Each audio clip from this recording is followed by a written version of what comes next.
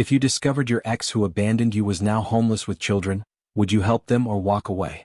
For tech billionaire Alexander Morgan, this wasn't a hypothetical question. When he spotted Sarah Collins, the woman who vanished the night before their wedding 10 years ago, huddled in a doorway with twin toddlers during Boston's worst snowstorm in decades, his world tilted on its axis. What made this chance encounter even more explosive? Sarah was somehow named the sole beneficiary of his late father's $50 million fortune. Alexander's next move shocked everyone who witnessed it. The wind cut through Sarah Collins' threadbare coat as she pulled her twins Lily and Lucas closer under the awning of the closed boutique. At 34, her once vibrant face was now gaunt, her architect's hands chapped and red from exposure. The children's matching blue knit hats, the last gift from a shelter volunteer, were dusted with snow. "Mama, I'm cold," Lucas whimpered, his small body shivering despite the layers of donated clothes. "I know, baby. Just a little longer and we'll find somewhere warmer," Sarah whispered, though she had no idea where that somewhere might be. The shelters were full tonight, and they'd already been turned away from 3. With each rejection, a piece of her crumbled inside. It hadn't always been this way. 10 years ago, Sarah was a brilliant architecture student on scholarship at Boston University, with dreams as tall as the buildings she designed. That's where she met Alexander Morgan, the charming, ambitious son of real estate magnate Richard Morgan. Unlike the other wealthy students, Alexander had an authenticity that drew Sarah in. He worked as hard as she did, determined to build his own legacy instead of riding his father's coattails. Their romance was like something from a movie, the working-class girl from South Boston and the heir to a fortune who preferred coding in his dorm room to attending galas. When Alexander proposed after graduation with a vintage ring that had belonged to his mother, Sarah had cried tears of joy. She'd finally found someone who loved her for her mind, her dreams, her soul. Then came the threats. Sarah shook away the memories and focused on finding shelter for the night. She'd made her choice 10 years ago. Protecting Alexander had meant losing him forever. Now her responsibility was to these 2 innocent children who depended entirely on her. A sleek black Bentley slowed near the curb, and Sarah instinctively turned away, pulling the children closer. In her experience, expensive cars stopping near homeless women rarely meant anything good. But then she heard a voice that froze her blood despite the bitter cold. "Sarah? Sarah Collins?" She didn't need to turn to know who it was. That voice had haunted her dreams for a decade. Slowly, she pivoted, keeping the children behind her in a protective gesture. Alexander Morgan stood there in an impeccable wool coat, snowflakes catching in his dark hair. At 38, his boyish features had hardened into the sharp angles of success and ruthlessness. His tech company, Phoenix Innovations, had revolutionized artificial intelligence. Forbes had him listed as one of the 40 richest Americans under 40. And he was staring at her like he'd seen a ghost.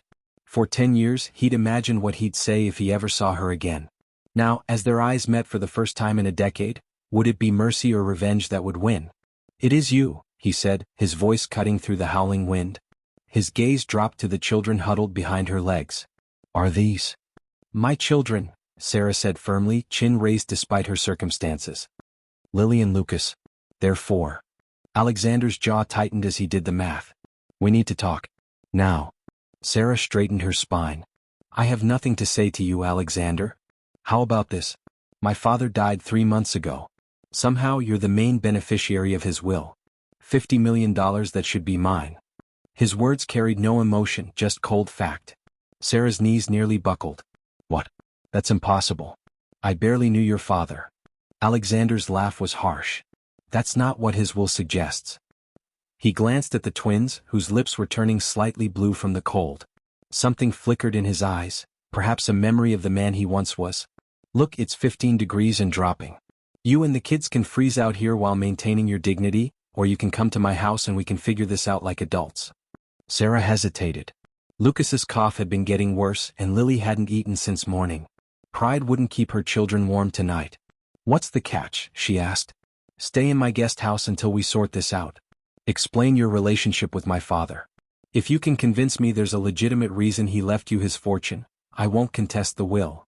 Sarah knew there had to be more to it, but Lucas coughed again, this time a deep, rattling sound that terrified her. "Fine," she said. "But just until the storm passes." The drive to Alexander's Beacon Hill mansion was silent and tense. The twins, overwhelmed by the heated luxury of the car, fell asleep almost immediately. Sarah caught Alexander watching them in the rearview mirror, his expression unreadable. His house was exactly what she would have expected. A historic brick mansion updated with sleek, modern interiors. Minimalist. Cold. Efficient. Just like the man he'd become. An older woman with kind eyes met them at the door. "Mr. Morgan, I wasn't expecting—" "Oh." She stopped short at the sight of Sarah and the sleeping children. "Rosa, prepare the guest house. My guests will be staying there temporarily." Alexander's tone left no room for questions. Rosa's eyes widened slightly, but she nodded. "Of course. I'll bring extra blankets and make up beds for the little ones." The guest house was larger than any apartment Sarah had ever lived in.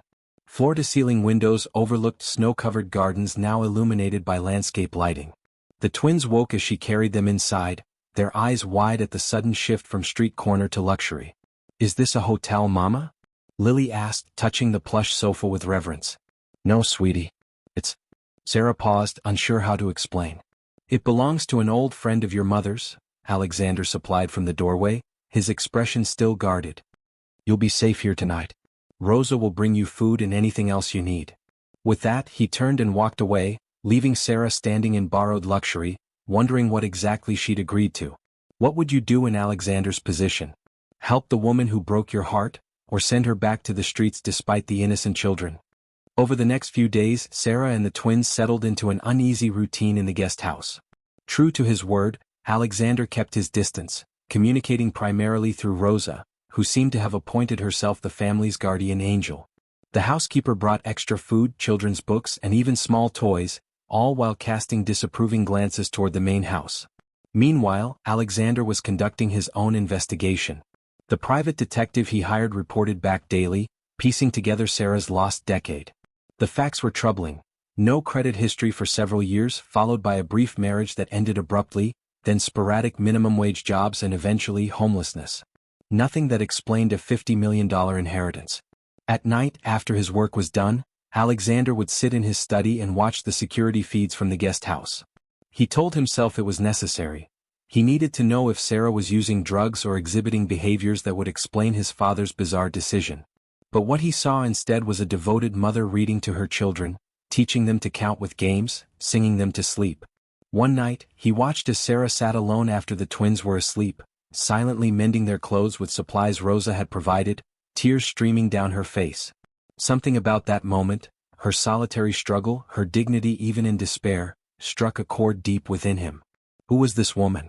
The Sarah he'd known was ambitious, confident, and radiant with possibility. This woman was broken but somehow stronger in her brokenness. Just as Alexander was starting to question his assumptions, his private investigator called with bombshell news. "I found the marriage certificate," the investigator said. Sarah Collins was briefly married to James Morgan. Alexander's blood ran cold. "That's impossible. I don't have a brother named James." "Half-brother, technically. Different mother. Born during your parents' separation in the 90s. Your father financially supported him but kept him separate from your life." The revelation hit Alexander like a physical blow. A secret half-brother? His father's double life? And somehow, Sarah was connected to both? That evening, Alexander confronted Sarah while the twins were napping. He found her sketching on a notepad, architectural drawings from what he could see, remnants of her former passion. "You were married to my brother," he said without preamble. Sarah's pencil froze midline. "Half-brother," she corrected quietly. "I had no idea when I met him." "Were you with him when we were together?" The accusation hung in the air. "No."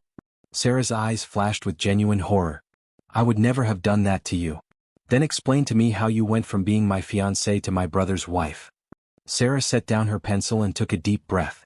"I left you because James threatened to hurt you if I didn't." Alexander laughed bitterly. "Right.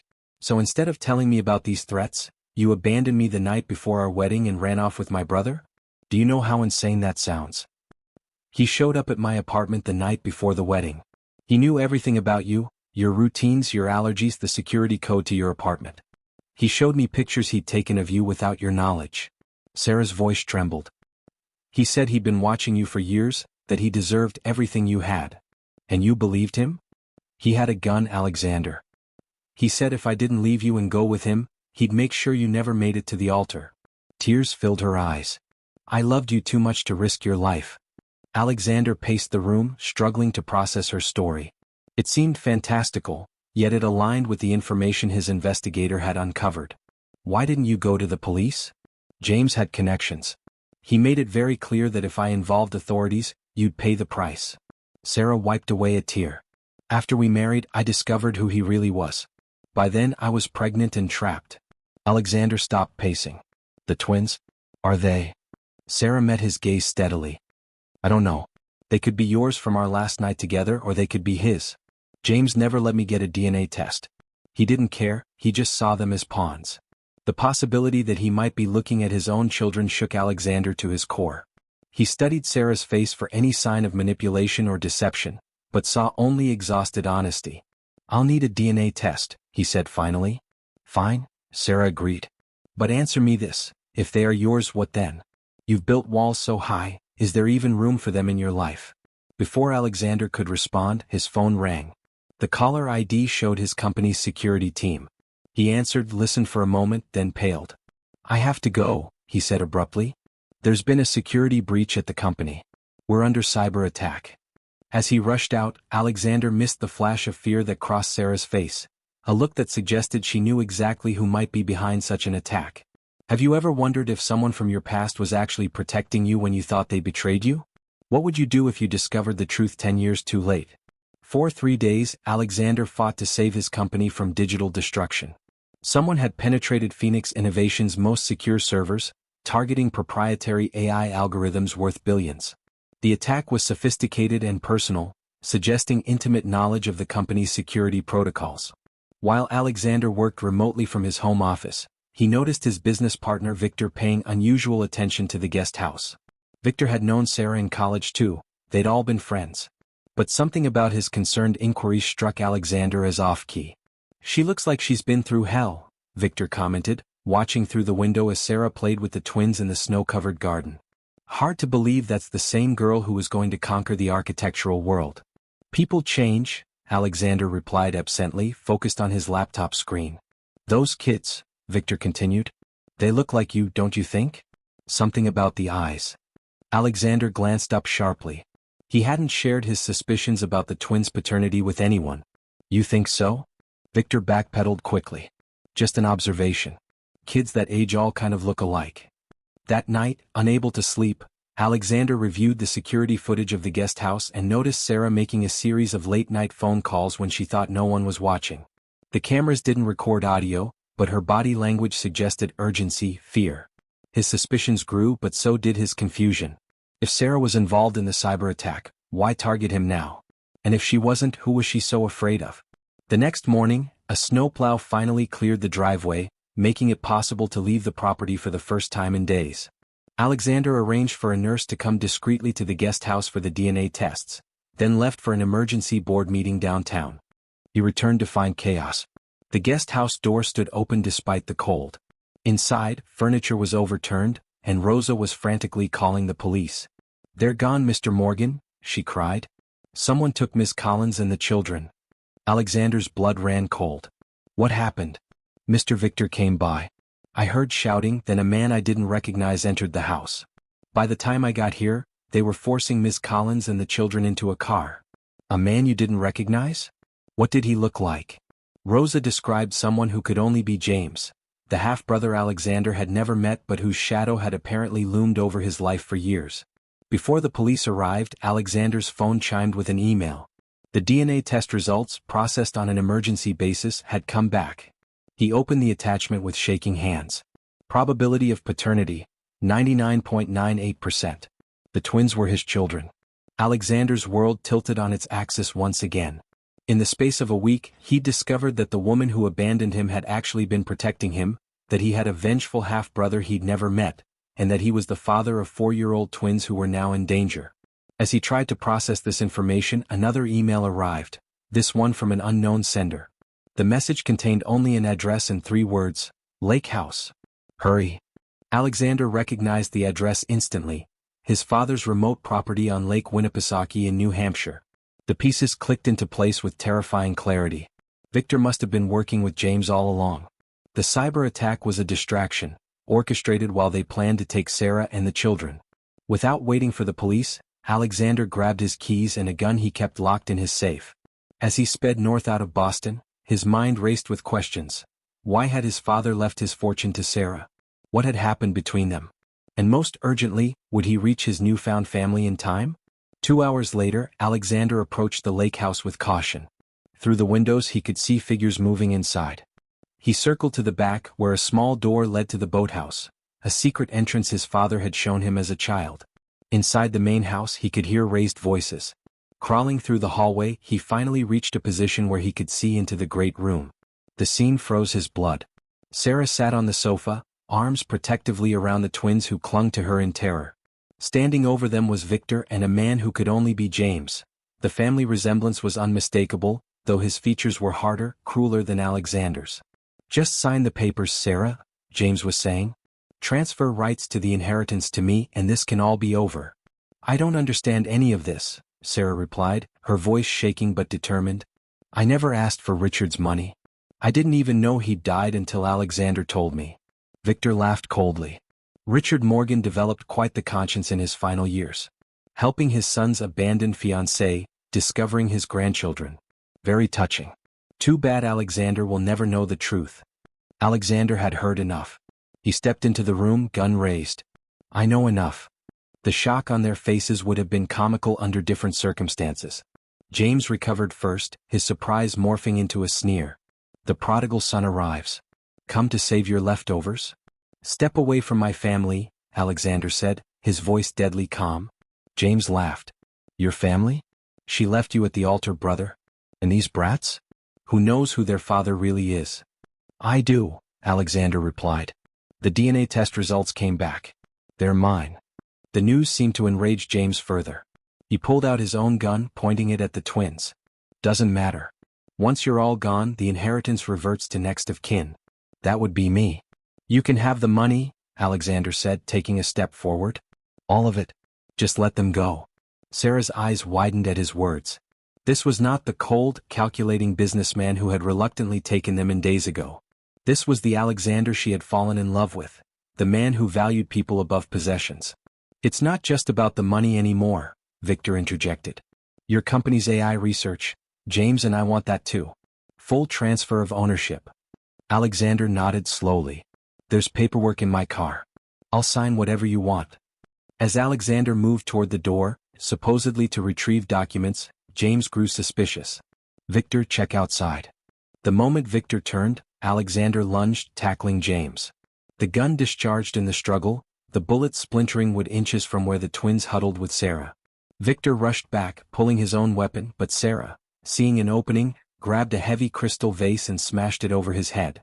He crumpled to the floor. James and Alexander continued to struggle for control of the gun. Despite years behind a desk, Alexander fought with the desperate strength of a man protecting what he loved. With a final surge of adrenaline, he wrested the weapon away, pointing it at his half-brother's chest. James lay panting on the floor, blood trickling from his nose. "You won't shoot me," he sneered. "You don't have it in you." Alexander's finger tensed on the trigger. For a moment, the room held its breath. Then Alexander lowered the gun slightly and fired into the floor beside James's head. "You're right. But the police will have plenty to arrest you for." As if on cue, sirens wailed in the distance. Alexander had called them en route after all. The next hour passed in a blur of police statements and paramedics checking the children for injuries. James and Victor were taken away in handcuffs, facing charges of kidnapping, assault, and conspiracy. As an officer was collecting final details, Sarah suddenly swayed on her feet, then collapsed. Alexander caught her before she hit the floor, alarmed by the gray pallor of her skin and the heat radiating from her body. "She needs an ambulance," he shouted. "Now." At the hospital, doctors delivered the grim diagnosis. Sarah had endocarditis, a serious heart infection that had likely developed from untreated strep throat during her time on the streets. She needed immediate surgery. While Sarah was in the operating room, Alexander sat in the waiting area with the twins sleeping against him, their small bodies finally relaxed in exhaustion. He marveled at their perfect fingers, their delicate features that somehow combined his and Sarah's in miniature. How had he not seen it immediately? These were his children, living miracles he hadn't known existed a week ago.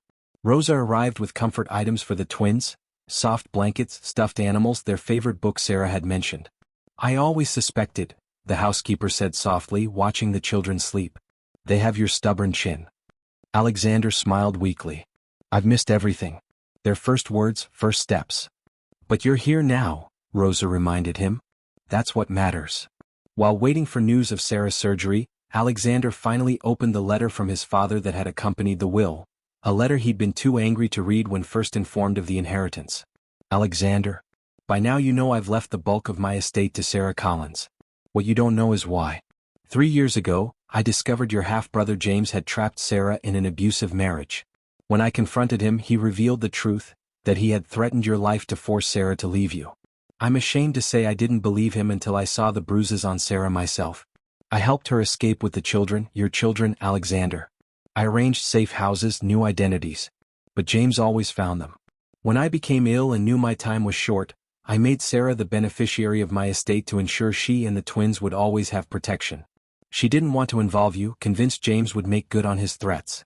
She insisted on making her own way, even refusing direct financial help from me. She said she wouldn't be worthy of you again until she could stand on her own. My final request, be the father to these children that I failed to be to you. And try to forgive Sarah, she suffered greatly to protect you. Your father. Alexander lowered the letter, tears streaming down his face. All these years he'd channeled his heartbreak into building an empire, becoming hard and cold in the process. Meanwhile, Sarah had sacrificed everything, her career, her safety, her dreams, to protect him. After 6 agonizing hours, the surgeon emerged with cautiously good news. The operation had been successful, but Sarah faced a long recovery. Her heart had been severely damaged. Over the following weeks, Alexander's life transformed completely. He took an indefinite leave from his company, focusing instead on caring for the twins while Sarah recovered. He found himself learning the proper way to braid Lily's hair, discovering Lucas's passionate interest in building blocks, and figuring out that both twins would eat vegetables if he arranged them in smiley faces on their plates. His cold, minimalist mansion gradually transformed too. The spare bedroom became a colorful children's room with twin beds. The pristine white sofa bore juice stains that no cleaner could fully remove. And surprisingly, Alexander didn't mind. When Sarah was finally released from the hospital, Alexander had prepared the master suite for her, moving himself to a guest room. You need the space for your recovery, he insisted, brooking no argument. That evening, after the twins were asleep, Alexander joined Sarah on the terrace. She was wrapped in a thick blanket, still frail but growing stronger each day. I've set up trust funds for Lily and Lucas, he told her, and established a foundation in your name to help victims of domestic violence. Sarah looked out over the garden where spring flowers were beginning to emerge. You didn't have to do any of this. I know. Alexander paused.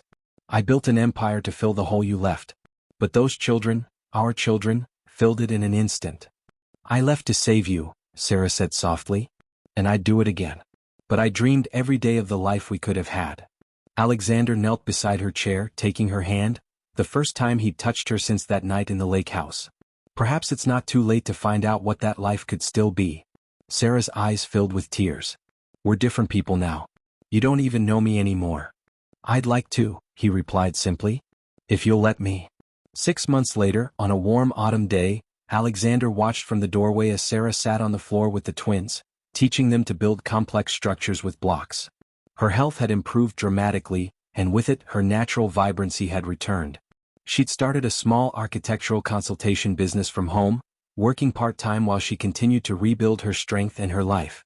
Alexander approached with a small velvet box. Sarah looked up, hesitation in her eyes. It's not what you think, he said with a gentle smile, opening the box to reveal not a ring but a key. What's this? She asked. The key to your own place. You mentioned wanting independence again. He handed her a portfolio containing architectural drawings. I had it built based on those sketches I found you working on that first week in the guest house. Your dream project. Sarah opened the portfolio with trembling hands. There were her designs, refined, expanded, and beautifully rendered as construction documents. A modern, accessible home with a studio space. Independence but not separation, located on the edge of Alexander's property. You remembered, she whispered. I remember everything about you, Sarah. The good and the bad. The past and the present. He sat beside her on the floor, helping Lucas balance his tower. I'm not asking for promises or commitments. Just time. Time for all of us to heal and discover who we can be together. Sarah looked from Alexander to their children, then back to the key in her hand. It represented choice, something she'd been denied for so long. The question hung unspoken between them. Was this just co-parenting or the beginning of rebuilding their love? What would you do? Would you give someone who abandoned you a second chance at love after learning they did it to protect you? Type, forgive, or, protect your heart, in the comments. Share if you believe true love deserves a second chance no matter the obstacles.